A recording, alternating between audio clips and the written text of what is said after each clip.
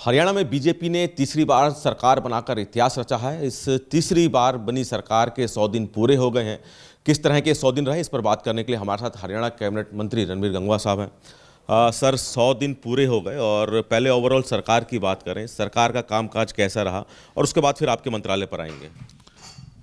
बिल्कुल, देखिए, सरकार के 100 दिन हुए हैं और सरकार के इन 100 दिनों के 100 दिन नहीं बल्कि पहले दिन से ही सरकार एक्टिव मोड में है।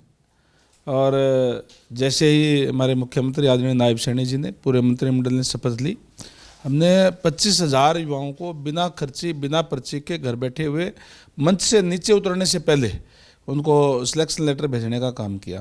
क्योंकि हमने कहा था कि हम 2 लाख युवाओं को बिना पर्ची बिना खर्ची के नौकरी देने का काम करेंगे और उसकी शुरुआत उसी दिन से कर दी। और उसके बाद में जैसे हमने जो डीएससी समाज है, डिप्राइव्ड शेड्यूल कास्ट, उनसे भी एक वायदा किया था कि हमारी सरकार आते ही हम आपको 10% अलग से आरक्षण देने का काम करेंगे। क्योंकि बाबा साहेब डॉक्टर भीमराव अम्बेडकर जी ने जो आरक्षण की व्यवस्था की वो इसीलिए की कि वंचित वर्ग को उसका लाभ मिल सके। और हमने पहली कैबिनेट के मीटिंग के अंदर ही जो है कहा कि आज से ही हरियाणा के अंदर 10% अलग से डीएससी समाज को आरक्षण दिया जाएगा। इसी तरीके से हमने चाहे आयुष्मान कार्ड जो बनता है, जिसमें 1,20,000 रुपये जिसकी इनकम होती है, उसका आयुष्मान कार्ड बनता है, हरियाणा प्रदेश के लोगों को और ज़्यादा लाभ मिले, इसके लिए आय सीमा 1,80,000 पहले कर दी गई थी। जो 5 लाख रुपए तक का इलाज फ्री होता था, उस चिरायु हरियाणा के नाम से उनका जो 1,20,000 से और 1,80,000 के बीच में जिनकी इनकम है उनका भी, और जो उससे नीचे वाले हैं उनका भी 10 लाख रुपए तक का इलाज बिल्कुल फ्री करने का काम जो है हमने हमारी सरकार के अंदर किया। इसी तरीके से माननीय नरेंद्र भाई मोदी जी ने जो एक घोषणा की कि 70 साल से ऊपर से किसी भी आयु वर्ग का व्यक्ति हो उसका 5 लाख रुपए तक का फ्री इलाज किया जाता है, वो भी हमने अडॉप्ट करने का काम किया। और अनेक इस तरीके के कदम जो है वो उठाए हैं अलग अलग विभागों की। अगर मैं आपके मंत्रालय की बात की जाए, पीडब्ल्यूएस अहम मंत्रालय है, और आपके मंत्रालय के 100 दिन के कामकाज किस तरह रहे हैं? देखिए, हमने अनेक जो है वो उद्घाटन करने का काम किए हैं ओवरब्रिज के, और उसके साथ साथ 30,152 किलोमीटर रोड जो है वो हरियाणा प्रदेश के अंदर, पूरे प्रदेश के अंदर है। उसमें हम लगभग 5,000 किलोमीटर की हर साल उसको नई रेनोवेशन उसका करने का काम करते हैं, कारपेट नया करने का काम हम करते हैं। जहाँ जहाँ रोड टूटी हुई है हमने उसको पैच वर्क लगाने का काम किया है, जिसका टाइम हो गया उसको नए सिरे से हम उसको रेनोवेट उसको करेंगे।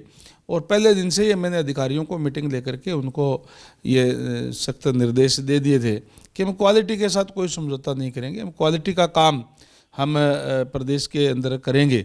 जहाँ जहाँ हमें शिकायत मिलेगी उनके खिलाफ हम सख्त एक्शन लेंगे। हमने लिए भी हैं। हमने चाहे वो जो अधिकारी दोषी थे, जो कर्मचारी थे, उनके खिलाफ भी एक्शन लिए, और जो एजेंसी है काम करने वाली उसके खिलाफ भी हमने जो एक्शन लेने का काम जो है वो किया है। हरियाणा से सटा दिल्ली है और हरियाणा में बीजेपी ने इतिहास रचा है। दिल्ली में क्या लगता है, लंबे समय से बीजेपी सत्ता से बाहर है, क्या इस बार सत्ता में बीजेपी आ पाएगी, और अगर आएगी तो ऐसा क्यों लगता है आपको? देखिए, बिल्कुल हरियाणा के साथ सटा हुआ है दिल्ली, और निश्चित तौर पर भारतीय जनता पार्टी की सरकार दिल्ली के अंदर बनने जा रही है। क्योंकि दिल्ली के अंदर, दिल्ली देश की राजधानी है, इसमें जो सरकार आई थी आम आदमी पार्टी की, वो कांग्रेस के जो घोटाले और घपले उन्होंने करने का काम किया था उसके खिलाफ एक आंदोलन, जो अन्ना आंदोलन हुआ, उसके अंदर इस पार्टी का जन्म हुआ। और लोगों ने ये सोचा कि ये पार्टी को अलग हटके कुछ करेगी। लेकिन आज अगर आप देखेंगे तो जहाँ केजरीवाल जी पे, उनके तमाम जो मंत्रिमंडल के सहयोगी है, उन पे करप्शन के आरोप है, कोई जेल के अंदर है, कोई बेल पे है, इस तरीके का है। और दिल्ली के लोग भी अपने आप को एक ठगा सा महसूस कर रहे हैं। क्योंकि जिस कांग्रेस के घपलों के खिलाफ उन्होंने दिल्ली के अंदर इस पार्टी का गठन हुआ था, उसी कांग्रेस के साथ लोकसभा में उन्होंने हाथ मिलाने का काम किया। तो अब मैं समझता हूँ कि दिल्ली के जो मतदाता है वो जागरूक मतदाता है।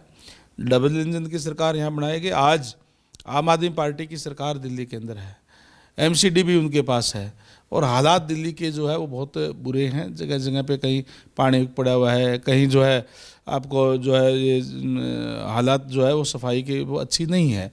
तो निश्चित तौर पर दिल्ली के जागरूक मतदाता इस बार डबल इंजन की सरकार बनाएंगे ताकि दिल्ली देश की राजधानी और सुंदर दिल्ली जो है वो बन सके। एक आखिरी सवाल कि हरियाणा की राजधानी चंडीगढ़ है, चंडीगढ़ में कई नेताओं को मकान अलॉट किए जाते हैं, उसी तौर पे नेता विपक्ष का जो मकान है, अब चूंकि हरियाणा में फिलहाल कोई नेता विपक्ष नहीं है तो लेकिन वो मकान जिनके नाम है वो अभी भी उनके नाम है, उन्होंने खाली नहीं किया है, तो ऐसे में पीडब्ल्यूडी क्या किसी तरह की कोई कार्रवाई या नोटिस उस मकान को खाली कराने के लिए कर सकता है?